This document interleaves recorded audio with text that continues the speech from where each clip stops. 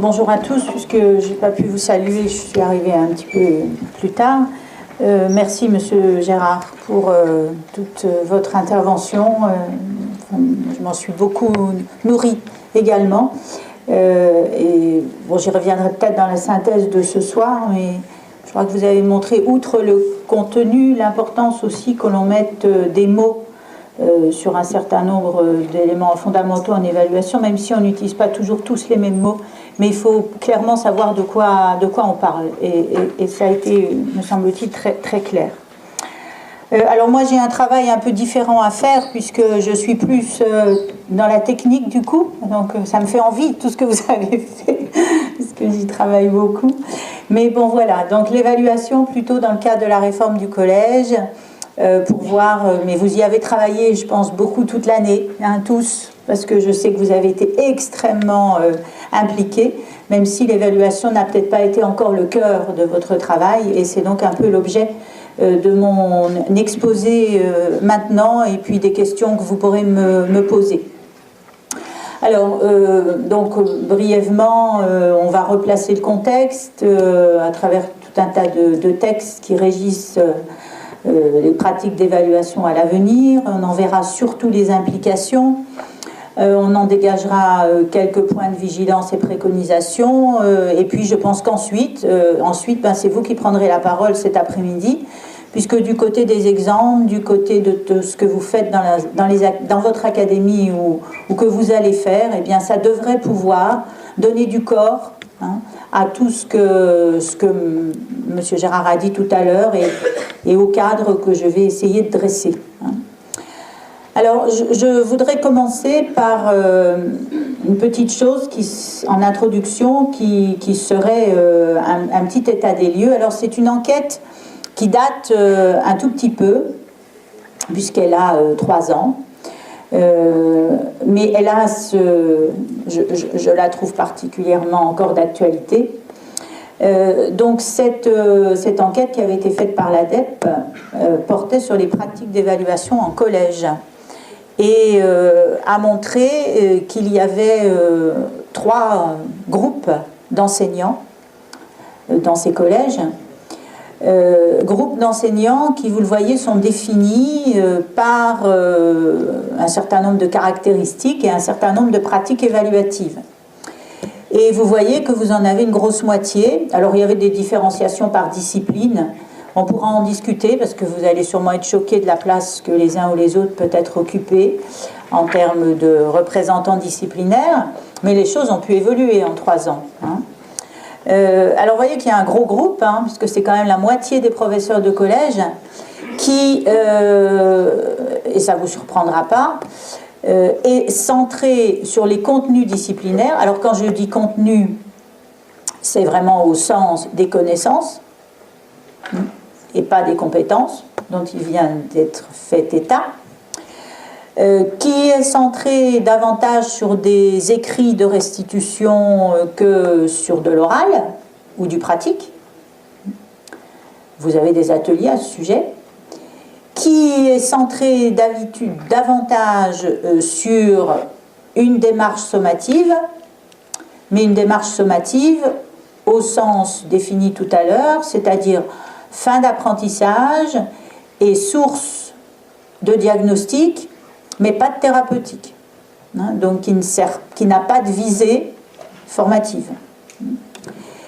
Et des enseignants plutôt mal formés, et donc peu soucieux, de la différenciation, de la remédiation, et le plus embêtant, je crois, qui décident eux-mêmes, individuellement, de leur pratique d'évaluation, sans concertation, sans collectif d'évaluation, et majoritairement à partir des manuels scolaires. C'est-à-dire pas du tout impliqués dans la création de situations d'évaluation. Je pense que vous les reconnaissez. Hein. Moitié. Et à côté de ça, il y a des enseignants, alors pour un tiers, quand même, 40%, donc même, voilà, une force un petit peu d'appui dans les établissements scolaires, qui, eux, font davantage appel justement à une évaluation des compétences, sans oublier dans ces compétences tout ce qui relève de ce qui est partagé. Il est écrit ici parce que l'ADEPE utilise ce terme de compétences transversales, que moi je n'aime pas du tout. Ce sont des compétences communes que chacun se partage, qui élabore des situations d'évaluation au fur et à mesure en fonction des acquisitions des élèves, donc qui pratique le diagnostic et qui pratique la thérapeutique, puisque accorde de l'importance aux corrections, au repérage des erreurs et à l'implication des élèves dans cette phase, donc à l'auto-évaluation, l'évaluation formatrice dont parlait M. Gérard tout à l'heure. Donc, on a ces enseignants qui me semble-t-il, dans l'avenir et donc dans l'année qui va arriver, doivent être les points d'accroche pour essayer d'entraîner les 50%. Alors après, il y a aussi une particularité, parce que ça reste une particularité, qui est partagée, on le verra d'ailleurs même dans l'écriture des programmes, par les enseignants, il y en a dans la salle certainement, d'éducation physique et sportive, tout ce qui relève aussi des arts plastiques ou d'éducation musicale, qui pratiquent une évaluation qui est beaucoup plus ancrée justement sur le diagnostic, sur le formatif, beaucoup moins sur le sommatif, et pour cause, parce qu'on est sur des pratiques qui sont... Alors, je ne dis pas qu'elles ne s'ancrent pas dans des critères, dans des indicateurs et autres, mais qui peuvent être aussi intuitives, comme disait M. Gérard tout à l'heure, et qui sont, par contre, toujours ancrées sur du diagnostic, et en particulier en EPS, puisqu'on progresse en compétences, on progresse en performance à partir d'un niveau de base qui n'est pas le même pour tous les élèves. Alors là, voilà, c'est une petite population de 10 à 12%. Donc ça, c'est le terrain que vous connaissez, le terrain sur lequel vous allez travailler pour installer tout ce contexte à venir dont je vais être amenée à parler ensuite. J'ajoute à ce constat qu'il y en a un autre qui, moi, me pose toujours beaucoup de questions. C'est que l'ADEPE avait dit à cette époque que l'évaluation occupait 2 heures en moyenne par semaine chaque enseignant, 2 heures par semaine. Dans un des derniers rapports de l'inspection générale sur l'évaluation, on l'a même ciblé pour certains établissements scolaires à 35% du temps d'une année scolaire. C'est-à-dire que sur un enseignement de 3 heures année, on occupe 1 heure sur ces 3 heures pendant toute l'année à évaluer. Donc, on a du temps pour en tirer profit. Puisque ce qui est souvent dit, des questions que je pouvais poser à M. Gérard tout à l'heure, il est souvent dit « Ah oui, mais alors construire des situations inédites, mettre les élèves en situation d'évaluation de compétences, faut du temps, faut beaucoup de temps. Ça se fait pas, c'est pas un exercice de 10 minutes et on ramasse. Mais on a le temps, puisqu'on en occupe autant de temps que ça. Donc c'est pas une question de temps, c'est une question de qualité du temps. Et non pas de quantité. Il faut utiliser ce temps autrement, pour faire tout ce qui a été énoncé tout à l'heure. Alors ce préalable étant dit, c'est-à-dire finalement, voilà l'existant, et voilà maintenant, dans le cadre de l'existence, qu'il va falloir rentrer, en espérant que ce ne soit pas au forceps. Alors, on a tout un tas de textes, donc j'y reviens pas, vous les avez, ils sont dans ma diapositive, là aussi c'est à votre disposition, au-delà du fait que ce soit enregistré, donc j'y reviens pas, c'est des textes, inutiles de le dire, sauf à en lire quelques extraits, et non pas toute la lecture de ce qui est derrière moi. Alors en commençant par la loi d'orientation. La loi d'orientation. Alors pourquoi je reprends ces textes? Petit aparté. Pourquoi je reprends ces textes? C'est parce qu'il est dit qu'en France, l'évaluation, c'est peau de chagrin. On n'y consacre pas d'importance. Hein, sauf brevet, baccalauréat, hein, et autres examens du même ordre. Alors là, on va voir que l'évaluation est un champ important. C'est pas le triptyque parce que c'est le siège à 4 pieds, hein, puisqu'il y a le pied programme, il y a le pied socle, il y a le pied évaluation et il y a le pied formation des enseignants, dont vous êtes les acteurs. Hein. Et ça, c'est vraiment les 4 pieds qui ont été installés dès l'inscription dans la loi d'orientation. Alors il est dit qu'on doit maîtriser le socle commun de connaissances, de compétences et de culture. Donc qui dit maîtrise, dit évaluation. Et qu'il y a une certification. C'est-à-dire qu'il y a effectivement, au-delà des apprentissages et donc d'un parcours d'élèves pour acquérir ce socle, et donc de l'évaluation formative tout au long de ce parcours pour faire atteindre des objectifs, et en fin de parcours, certifier une maîtrise. Donc on a bien dans la loi ces évaluations dont il a été fortement question précédemment, hein, à la fois accompagner les apprentissages et puis à un moment dire c'est maîtrisé ou ça ne l'est pas. Même si, comme l'a dit M. Gérard, il y a 4 niveaux, mais je suis d'accord avec lui, qui n'en reviennent qu'à 2. Alors l'annexe à la loi est plus prescriptive, beaucoup plus prescriptive. On a vu l'abstrait, là elle rentre quand même un petit peu plus dans le concret. Alors, cette annexe dit qu'il faut faire évoluer les modalités d'évaluation et de notation des élèves. C'est intéressant. Évaluation, notation. Et, entre les deux. Hein? On a bien parlé tout à l'heure de notes, on a bien parlé du statut de ces notes, on a bien parlé de leur présence, qu'il ne s'agissait pas d'abandonner les notes, mais de leur donner une signification, et donc la notation, eh bien, c'était un élément de l'évaluation. Une évaluation positive, on l'a assez dit tout à l'heure, bienveillante, hein, simple et lisible. Alors pourquoi simple et lisible? Eh bien parce que la majorité des matériaux d'évaluation sont des matériaux d'experts pédagogiques non partagés ou peu partagés avec les élèves. Donc manque d'explicitation, manque d'implication des élèves dans l'évaluation et aussi, et je dirais surtout, manque de partage et de connaissance par les familles. Toutes les familles qu'on a rencontrées dans le cadre de nos rapports d'inspection générale, parce que systématiquement on les entend, les familles nous disent qu'elles n'ont absolument aucun problème avec l'évaluation, aucun blocage, note, pas note, mauvaise note, bonne note, la question ne se pose pas.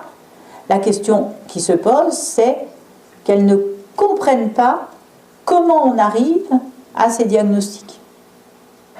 Et donc, elles ne partagent pas nos outils d'évaluation. Donc, il nous faut du simple, du lisible, du communicable aux familles. Et ça a une implication, puisque je vous parlerai du livret tout à l'heure. Valorisant les progrès, encourageant les initiatives compréhensibles des familles, on a tout vu. Mesurer le degré d'acquisition des connaissances et des compétences, ainsi que la progression de l'élève. On y retourne. Accompagner les progrès et, à un moment donné, mesurer. Je n'y reviens pas. Et un petit dernier, diversifier les modalités d'évaluation. Ce que l'on a vu tout à l'heure à partir de mon petit tableau initiateur, c'était qu'il y avait ces catégories. On est sur la catégorie des 10%, les 38%, les 50%, mais notre objectif maintenant, c'est d'avoir toutes les formes d'évaluation pour pouvoir tout mesurer et aussi pour pouvoir faire que nos élèves s'expriment dans toute forme d'évaluation, sur tout support, sur toute modalité, dans toute démarche, dans toute forme de travail, etc. etc. Et ce n'est pas pour rien qu'il y a aussi une variation, une diversification des modalités de travail. Interdisciplinarité, par exemple, démarche de projet, autre exemple, appui sur l'oral, etc.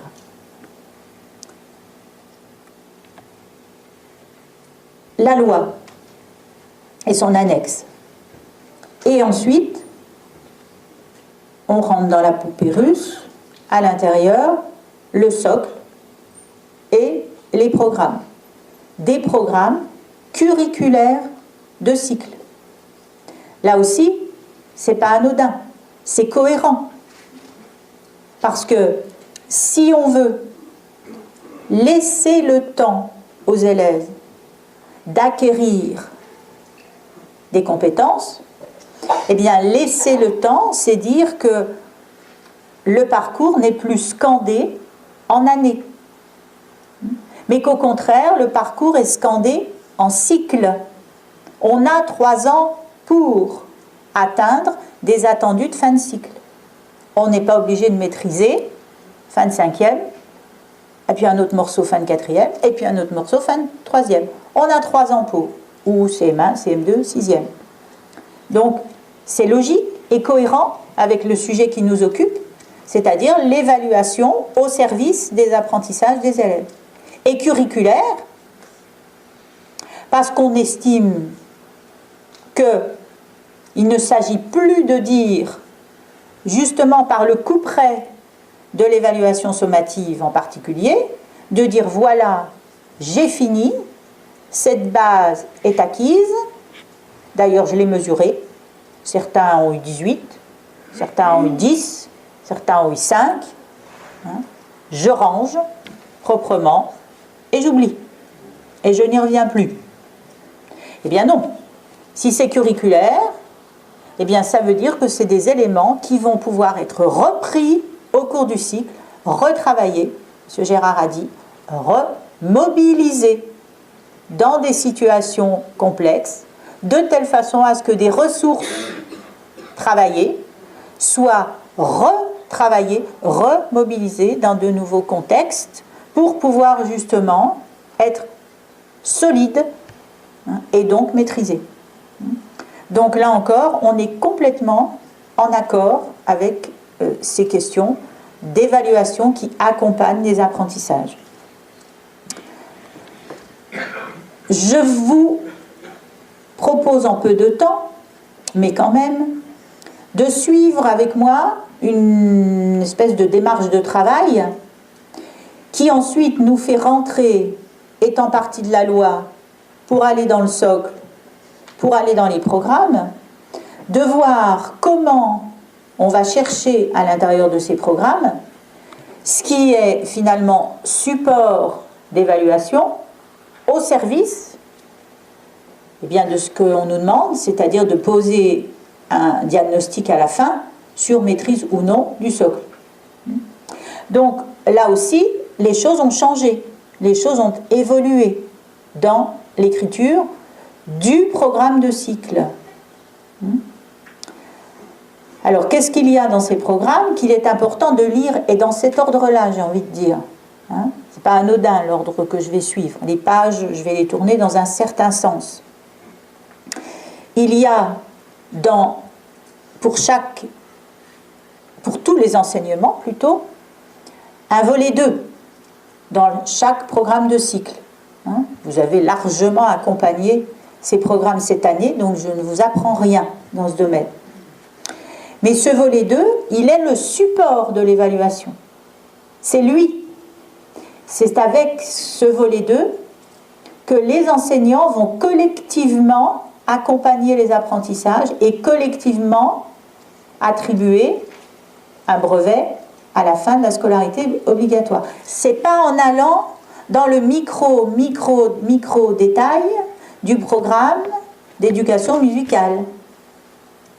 C'est le volet 2, hein, qui sous-tend les domaines et les sous-domaines du socle. Donc si les enseignants perdent ces lunettes en cours de route, eh bien on ne pourra pas avoir des éléments explicites, pertinents, simples et clairs pour évaluer en fin de scolarité obligatoire. Ce qui n'est pas la finalité en tant que telle, hein, mais pouvoir être sûr, comme M. Gérard l'a dit tout à l'heure, que tout un chacun maîtrise ce socle, hein, puisque c'est la feuille de route qui nous est donnée. Donc ce volet 2, il est fondamental. Il explique comment les enseignements contribuent à l'acquisition des connaissances, des compétences, de la culture écrite dans le socle. Alors bien sûr, après, il y a des petites poupées dans les petites poupées, puisque les programmes déclinent ce volet 2 pour justement aider les enseignants à repérer des critères d'évaluation et ensuite à les décrire.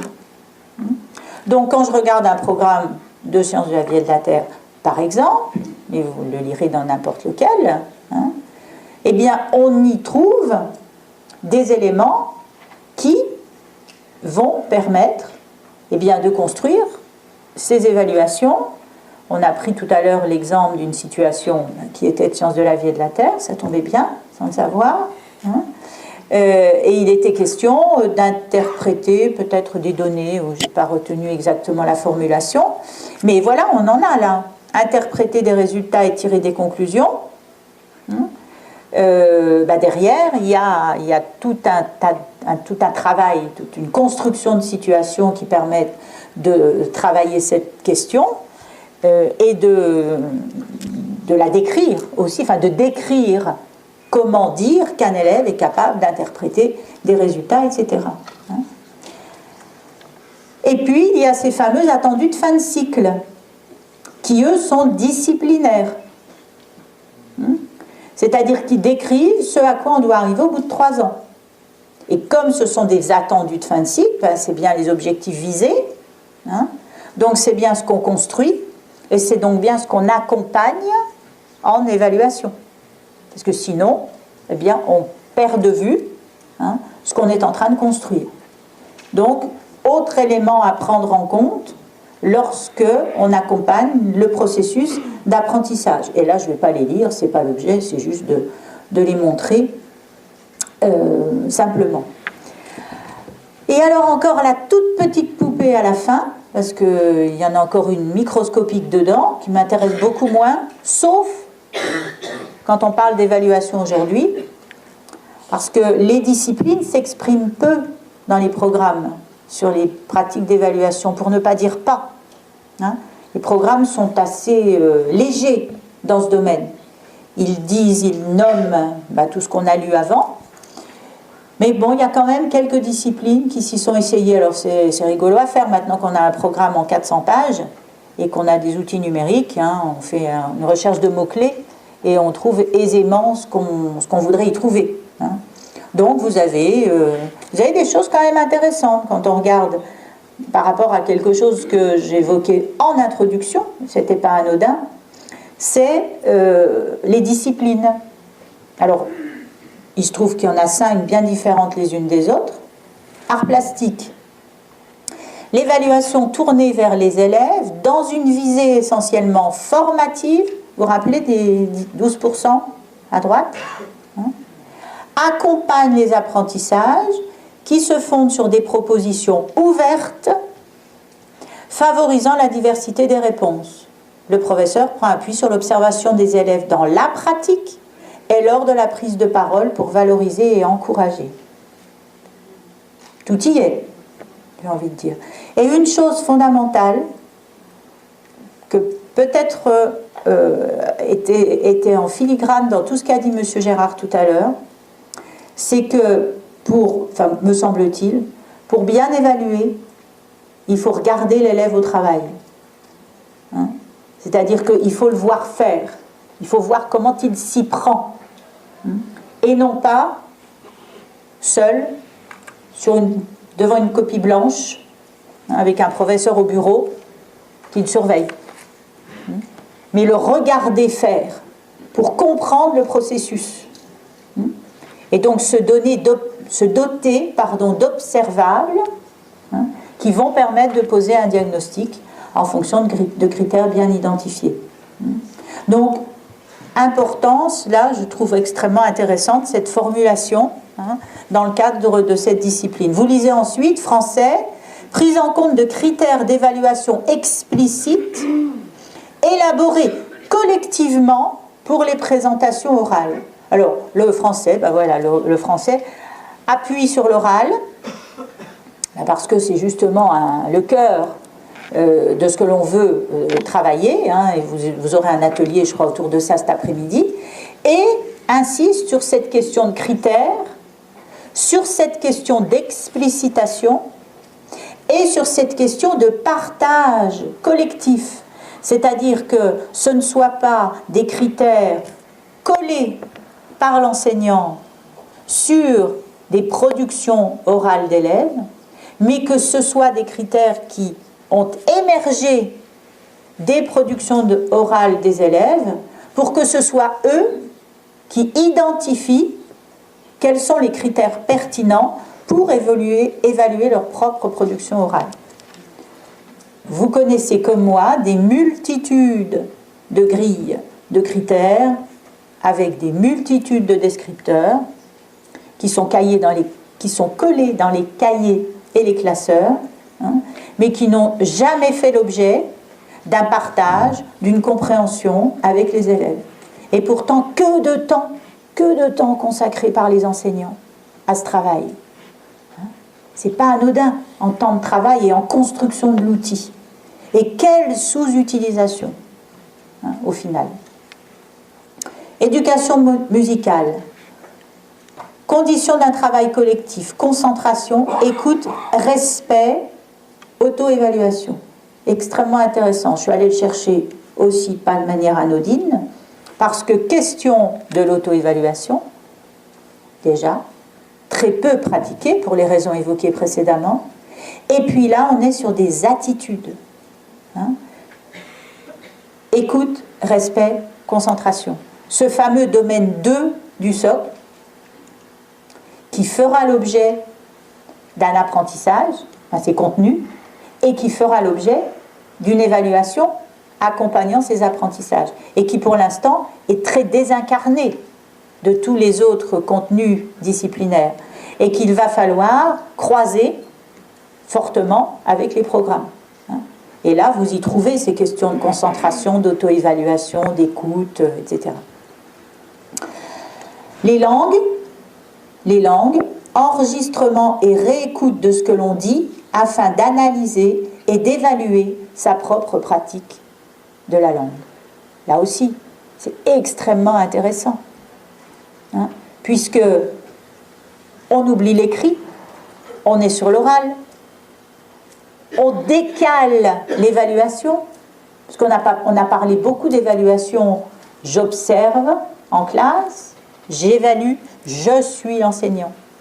Et là, je décale cette évaluation, c'est-à-dire je rends responsable l'élève qui peut faire ça complètement en dehors de la classe, à partir de ses propres enregistrements, pour continuer cette pratique d'évaluation. Et pourtant, seul. À condition qu'il y ait tout ce qu'il faut pour pratiquer cette auto-évaluation, évidemment, puisqu'on l'a dit tout à l'heure, l'élève n'est pas capable lui-même de poser un diagnostic sur lui-même et de trouver la thérapeutique adéquate. Donc ça ne décharge pas l'enseignant pour autant. Et je termine, le PS, quelle que soit l'activité athlétique, l'enjeu est de confronter l'élève à une performance qu'il peut évaluer. Il doit tout au long du cycle, en mobilisant toutes ses ressources, agir sur des éléments de sa motricité, etc. Il y a cette question de performance, et donc cette question de progrès, Hein, vous savez, performance, compétence, c'est aussi des termes, on n'a pas défini ça tout à l'heure, mais on pourrait en parler. Mais en tout cas, c'est cette question de progrès, et de progrès par rapport à son propre diagnostic, et pas par rapport à une performance attendue et commune à tous, mais qui permet d'être une performance qui annonce un progrès par rapport à une base, là où l'élève est parti. Alors, je vais essayer d'aller un peu vite maintenant sur la suite, puisqu'on va quitter un petit peu mes poupées russes, et donc les différents textes. Hein. Simplement vous redire qu'en termes de contexte, l'évaluation et ses caractéristiques maintenant dans le système éducatif français à partir de la rentrée a été sous-tendue par deux événements, ou du moins un événement et une institution, on va dire, pour en arriver aux textes dont je vous ai fait la liste tout à l'heure et sur lesquels vous allez travailler. Alors, pour vous qui êtes formateur, en même temps, je me permets de vous passer quelques messages. Les résultats de la conférence sur l'évaluation des élèves, courant 2014-2015, peuvent être intéressantes à relire et sous-tendent complètement les décisions qui ont été prises par le Conseil supérieur des programmes et relayées ensuite par les différentes circulaires, décrets et autres dispositifs et livrets scolaires, etc. Donc la lecture de ces préconisations de la conférence, la lecture des préconisations du Conseil supérieur des programmes font fortement bien comprendre les choix du système éducatif français.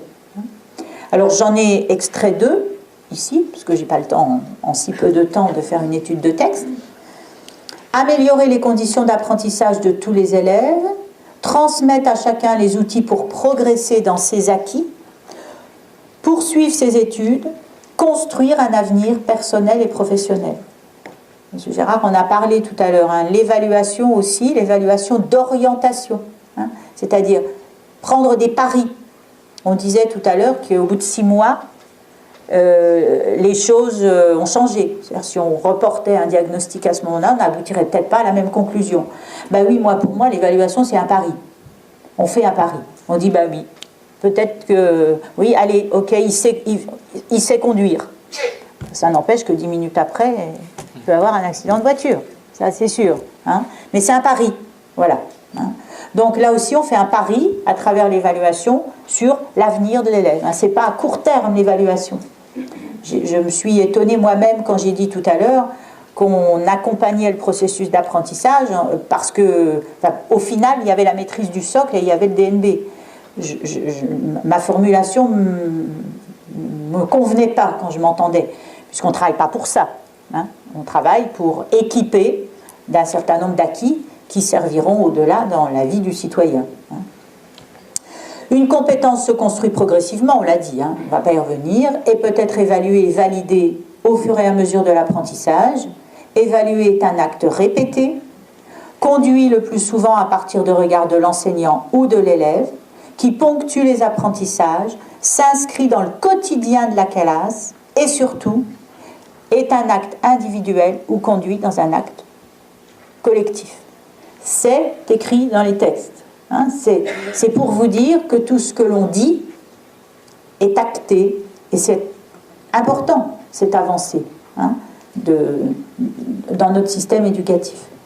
Alors le CSP s'était prononcé sur un certain nombre de principes, je les ai repris ici. Il croise, me semble-t-il, même si on a vu subrepticement la diapositive tout à l'heure, M. Gérard, cette posture de l'évaluateur, mais sous un autre angle, qui sont plutôt les principes qui sous-tendent l'évaluation. Alors, principe de clarté. Donner à l'évaluation un statut clair. Éviter les moyennes de moyennes de moyennes. Éviter l'excessivité, la multiplicité, le micro-découpage des items. Se positionner dans un projet de formation. Capable, pas capable. Maîtrise, pas maîtrise. Pari. Principe de clarté. Deuxième principe, principe de mesure. Éviter que l'évaluation ne prenne une expansion trop abusive par rapport aux enseignements. L'évaluation est au service des enseignements, est au service des progrès des élèves. Donc n'entrons pas par l'évaluation, on entre bien par les enseignements. Et l'évaluation sert les enseignements, sert les progrès dans les apprentissages. Vous connaissez, vous avez vu, vous accompagnez des enseignants qui, tellement engagés dans des évolutions de pratiques d'évaluation, enfin moi j'en connais, je vais dans des leçons de sciences qui sont des leçons d'évaluation. Alors, on a des grilles, on a des critères, on a des indicateurs, et on coche, et on met des croix rouges, et on sort son stylo pour ceci, et on colle dans le classeur, etc.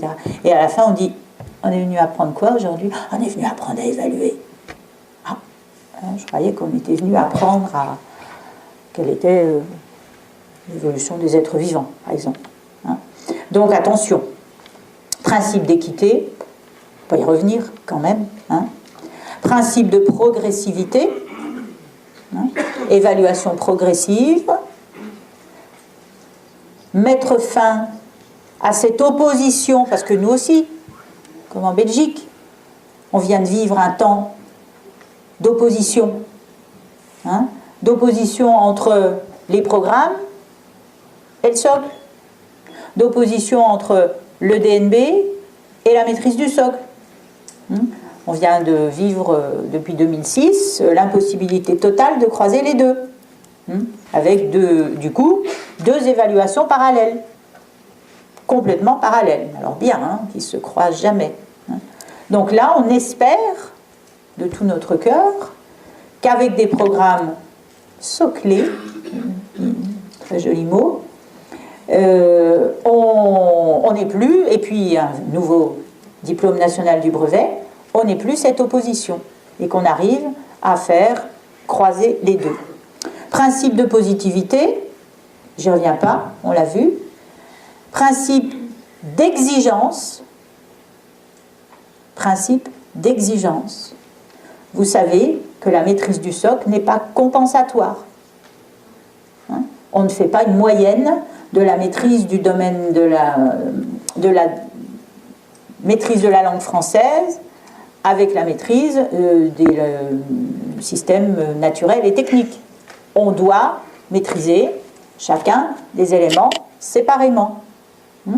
Exigence d'une maîtrise satisfaisante de chacun des domaines, et non pas un mélange comme au baccalauréat, où on a son baccalauréat S sans la moyenne dans les disciplines scientifiques, hein, par exemple. Principe d'enrichissement, pas tous, hein, mais quelques-uns, ça peut arriver. Majoritairement, ils ont la moyenne. Hein. Principe d'enrichissement, ce sera le dernier. Hein.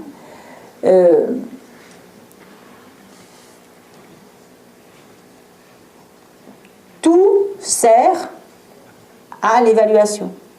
Vous le lisez, prendre en compte l'ensemble des compétences, ne pas se limiter aux épreuves classiques, permettre aux élèves de réaliser des tâches complexes, on dit tâches, faisant appel à plusieurs domaines de formation, faisant place à des activités qui sont l'objet de procédures d'évaluation.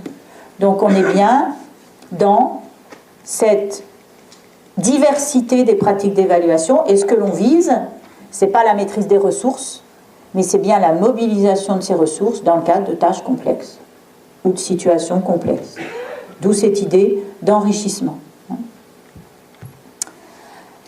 Alors je vais m'arrêter un tout petit peu. Vous vous souvenez ce que je suis en train de dérouler, hein, c'est-à-dire j'ai dit qu'on était dans le contexte, donc dans ce contexte il y a des textes, puis il y a des outils.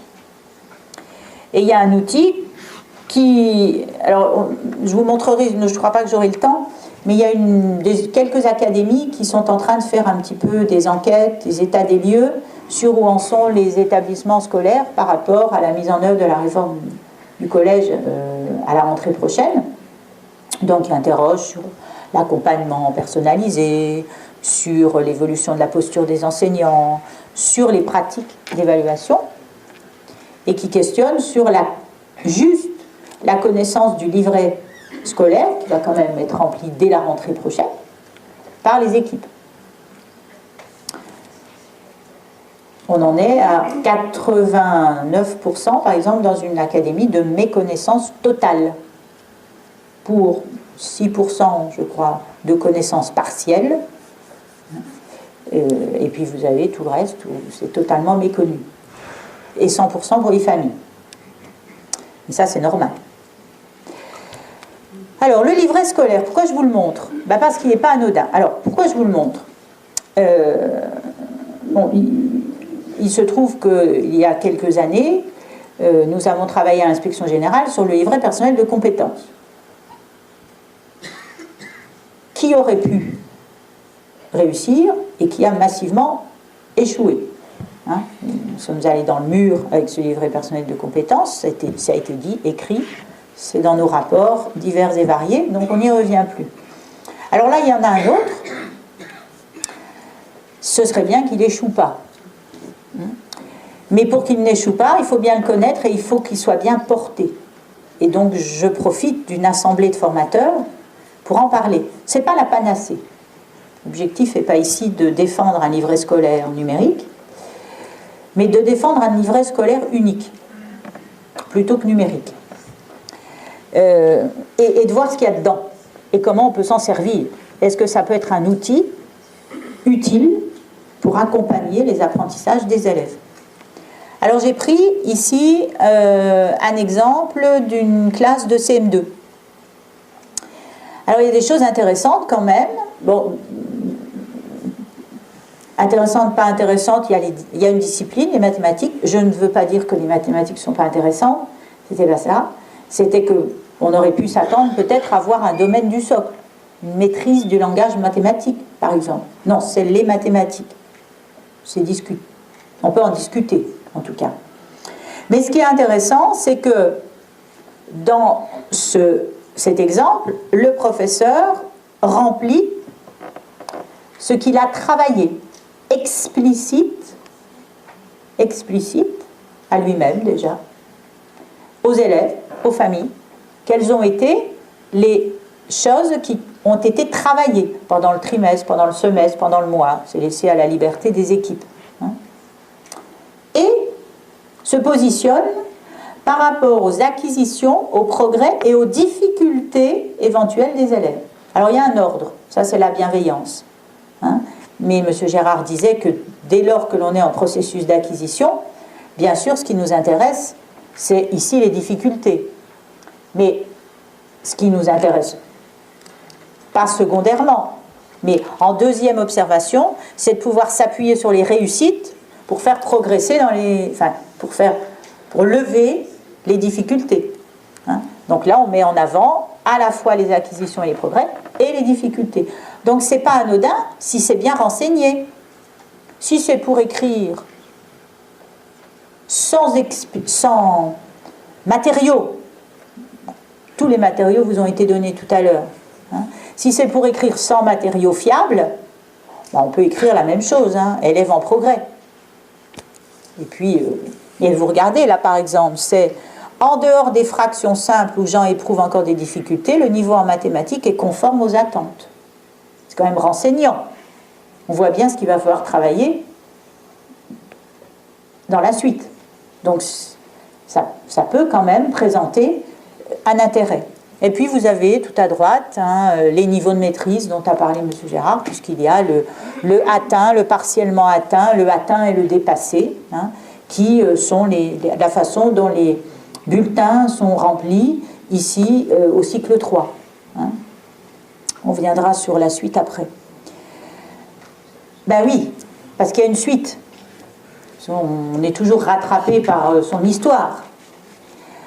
Alors quand vous lisez celui-là, qui est un bulletin du cycle 4, c'est le 5e, j'ai enlevé le bandeau, je crois que c'est 5e, mais peu importe, vous retrouvez les éléments travaillés, vous retrouvez les acquis, les progrès, la difficulté, puis vous avez une colonne à droite qui s'appelle moyenne de l'élève et moyenne de la classe. Alors là, on retombe sur quelque chose d'un petit peu qui pourrait être embêtant, si on n'y prend pas garde. Parce qu'on ne va pas recommencer à faire de la moyenne de moyenne, des choux avec des carottes, etc. Bon, mais on peut faire des moyennes, on peut travailler explicitement avec des notes, hein, ça a été très bien expliqué tout à l'heure. Simplement, il faut savoir ce qu'on évalue, comment on l'évalue, pourquoi, et qu'on le dise dans les progrès en particulier. Et il faut savoir sur ce livret quand même que vous avez la possibilité de choisir, c'est-à-dire de remplacer le moyenne de l'élève et le moyenne de la classe par un autre menu qui vous permet de prendre le menu que vous avez vu tout à l'heure pour CM2.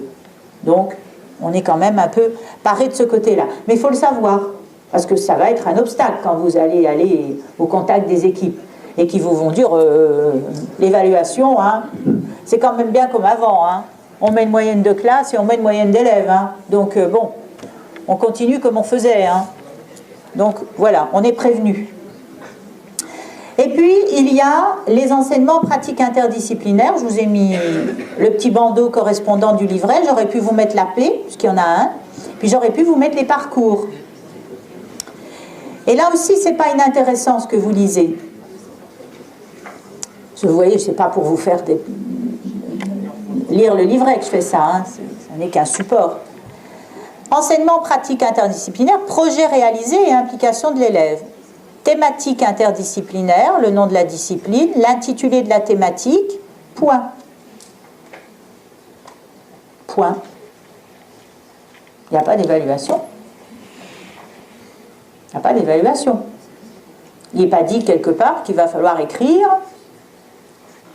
où en est l'élève en EPI. Pourquoi? Parce que c'est écrit ailleurs. C'est écrit dans français qui croise avec SVT, puisque les EPI ne sont qu'une approche différente. On travaille autrement avec les élèves, on travaille en projet, hein, en faisant appel à des champs disciplinaires différents. Donc les acquisitions, on les construit et on les suit où? Ben, dans le champ du français et dans le champ des SVT. On ne les suit pas en EPI. L'EPI, c'est juste un moment, un temps d'enseignement où il se trouve qu'on est dans des dispositions pédagogiques et dans des cohérences disciplinaires qui sont un petit peu différentes de l'or EPI. Qu'on y travaille plus l'oral, ben, ça nous donne des matériaux plus importants quand on est dans ces phases-là, mais c'est quand même de l'oral en français ou de l'oral en SVT. C'est pas de l'oral en EPI. Bon, il y a la démarche de projet, vous allez me dire. Ben oui, mais la démarche de projet, c'est parce qu'elle est plus poussée quand on est en EPI, parce qu'on a plus le temps. Mais ce qu'on y évalue en démarche de projet, c'est ce qui est dans le domaine 2. C'est l'autonomie, c'est l'initiative, c'est la responsabilité, etc. Qui sont des attitudes qu'on peut travailler en français et en SVT, mais moins, on a moins le temps.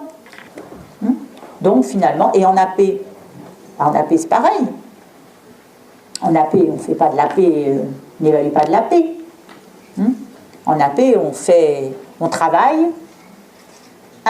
une compétence ou peut-être une capacité, quelque chose d'encore plus réduit, mais on ne le fait pas de manière désincarnée, on le fait en français, ou on le fait en mathématiques, ou on le fait en sciences. Et donc, on accompagne par l'évaluation les progrès des élèves dans un champ disciplinaire. Donc, il n'y a rien de spécifique. Simplement, on travaille autrement. Et peut-être que, du coup, on peut mettre en place des situations d'évaluation un peu différentes, des critères, des indicateurs un petit peu différents. Et c'est là où ça peut être intéressant de voir que ce que l'on peut faire mieux quand on est dans un espace EPI ou quand on est dans un espace AP que quand on est dans un espace plus classique où on a moins l'opportunité, moins le temps, moins les matériaux pour pratiquer ce type d'évaluation, par exemple. C'est cette question-là qui me semble intéressante de se poser, dans vos ateliers en particulier tout à l'heure. Alors après, dans ce livret, il y a la fiche, il y a un moment où on nous dit, maintenant, attendez, prenez un risque. Il faut un petit peu faire un bilan. Il faut un petit peu dire où il en est, cet élève. Dites-nous un petit peu où il en est dans sa maîtrise des langages mathématiques. En fin de cycle, vous pouvez décider en cours de cycle. Mais en tout cas, c'est attendu en fin de cycle. Et là, il faut prendre des risques et se parler et dire, allez, il maîtrise au niveau satisfaisant. voire très satisfaisant, ou ils ne maîtrisent pas. C'est insuffisant ou c'est fragile. Alors après, il y a le brevet. Je pense que vous l'avez lu, relu, contre-relu. Vous savez tout ça. Donc moi, je n'ai insisté ici, là encore, que par rapport aux apprentissages des élèves, et donc par rapport à ce qui va accompagner le cursus de l'élève, parce que le brevet ne se prépare pas en troisième. Si tant est qu'on prépare un brevet, en tout cas si on veut que tous nos élèves valident la maîtrise du socle, ça se prépare très tôt. Et donc il faut avoir en tête qu'on attend davantage de maîtrise du langage oral, qu'on attend davantage de vision un peu systémique, puisqu'on tente des épreuves qui associent plusieurs disciplines. Je dis on tente. Pour M. Gérard, je précise que nous n'allons pas, nous n'osons pas encore aller jusqu'à des situations qui mêleraient les disciplines autour d'une situation problème sans identifier clairement de l'histoire, de la géographie, du français, de la dictée, etc. On a une thématique générale qui pourrait être mon ami mange différemment et qu'en est-il sur son poids, mais derrière il y aura une épreuve où la technologie, je vais dire une bêtise atroce, donc vous m'en excuserez les enseignants de technologie, où les enseignants de technologie vont peut-être s'intéresser à la balance électronique et comment ça fonctionne pour peser, où les physiciens vont s'intéresser à l'idée de poids, de masse, etc. Et où les SVT, elles, vont s'intéresser effectivement à ces questions de calories et de gains, d'équilibre entre apport et dépenses. Mais ce sera très artificiel, j'ai envie de dire, parce qu'on pourrait traiter les trois champs sans avoir la situation d'appel initiale. Je ne vais pas parler des mathématiques. Alors, je passe tout ça, donc l'épreuve orale. Alors, très vite, parce que je vous ai tout dit au final, j'ai essayé de réguler mon temps, donc du coup, je savais que je ne pourrais pas travailler dans mes 3 points, donc je l'ai fait un peu au fur et à mesure. Donc, vous avez vu beaucoup un mot apparaître dans toutes mes diapositives, c'est la question des acquis. Acquis, acquisition. Vous avez entendu beaucoup parler des différentes formes d'évaluation, vous avez entendu parler de démarches collectives d'évaluation, vous avez entendu parler de DNB. C'est le comment. Le quand, le quand, c'est tout le temps, puisque ça accompagne le parcours, c'est retranscrit dans un livret scolaire. Et puis le pourquoi, le pourquoi, c'est tout ce qui a trait aux aides et à la remédiation, puisque dès lors qu'on identifie des erreurs, il faut les corriger, donc il faut aider. Donc toutes les implications de ce contexte, elles sont dans ces différents éléments. Savoir ce qu'on évalue, comment on l'évalue, quand et pourquoi. Je pense l'avoir à peu près défini tout au long de mon propos. Alors, j'ai pas le temps donc je vais passer cette diapositive, mais vous l'aurez. Ça définit un petit peu ce qu'on appelle ce qu'on qualifie d'acquis. C'est un mot fourre-tout dans notre système français. Parce que comme on n'a pas su dire savoir, connaissance, compétence, savoir-faire, savoir-être, savoir-apprendre, culture, compétence, voilà, on avait tout ça dans notre besace et on a dit ça c'est des acquis. Alors c'est un faux sens, parce que c'est des acquisitions davantage, puisque ce qu'on regarde c'est le processus d'acquisition plus que les acquis. Mais bon, c'est le terme générique. Alors, je vais un tout petit peu plus vite, et j'essaye d'aller à ce qui m'apporte pour finir. Donc, ça va défiler un petit peu.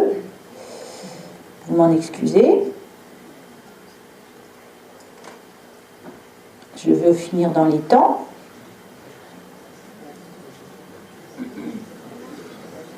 Et oui. Alors, donc ce que je vous disais tout à l'heure, pour terminer, je vous ai mis ici, c'est peut-être un peu petit, mais je vais vous en faire la lecture, parce que ça peut aussi vous aider pour vos ateliers. Donc je vous parlais de cette petite, de ces points que certains d'entre nous sont en train de faire pour voir un petit peu comment les choses se mettent en place. Alors autour de l'évaluation au service des apprentissages, voilà, je vous lis quelques questions.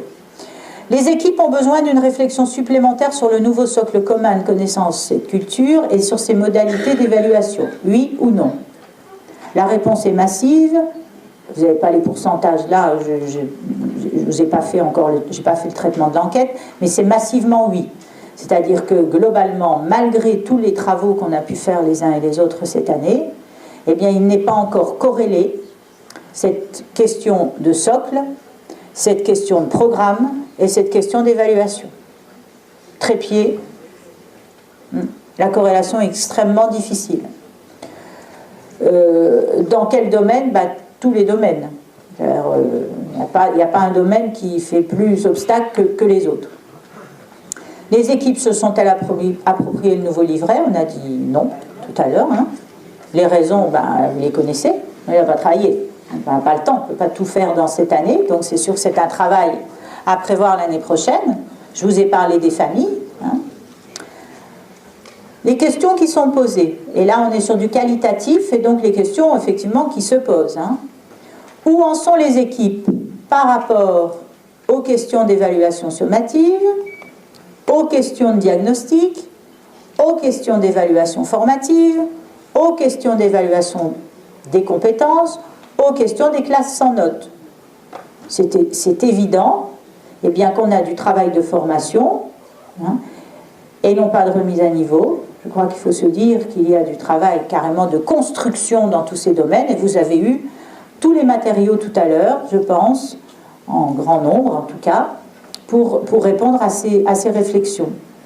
Réflexion des équipes sur l'évaluation en situation autre que disciplinaire, parcours, EPI, projet.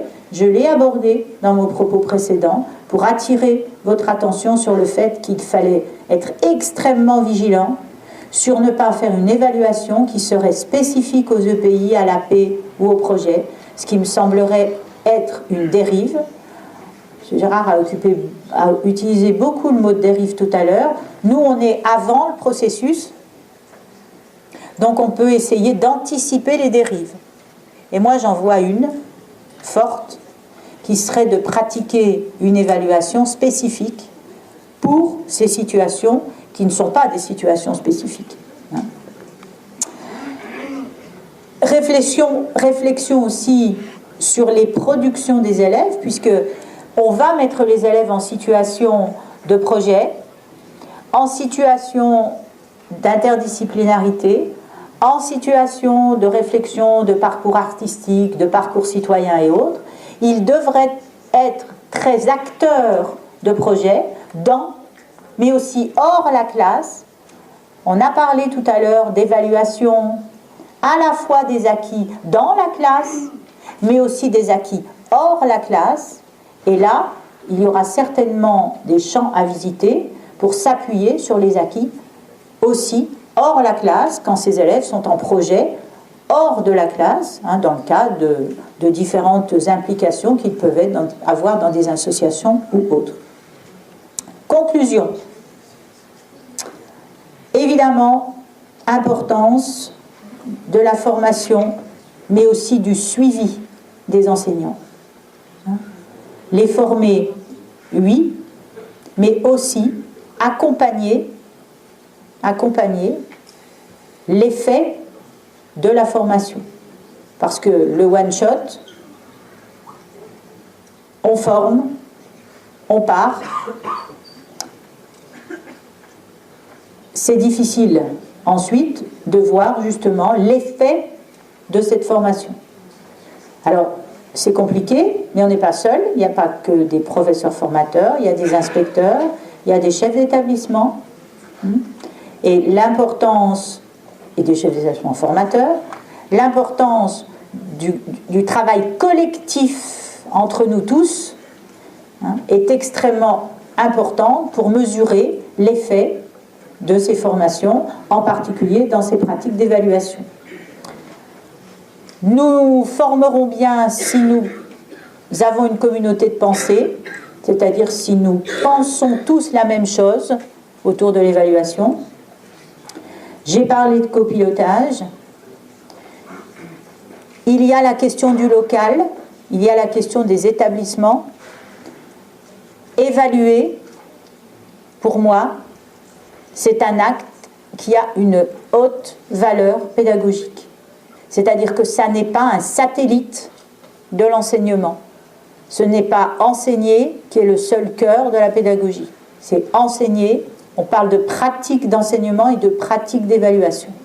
Donc, si on s'accorde autour de ce fait, c'est-à-dire que l'évaluation fait partie intégrante de l'enseignement, eh bien, ça veut dire qu'il faut y consacrer du temps dans les établissements, du travail en équipe, qu'il faut investir les différents conseils d'enseignement, de classe, école-collège, de cycle, etc., etc. Tous ces moments où on peut travailler en collectif et où on peut réfléchir aux pratiques d'évaluation. Alors, dis-moi ce que tu évalues, je te dirai ce que tu enseignes. Je trouve que la phrase résume bien les choses, parce que qui dit pratique d'évaluation satisfaisante dit aussi enseignement par compétence, allez, on va dire le mot.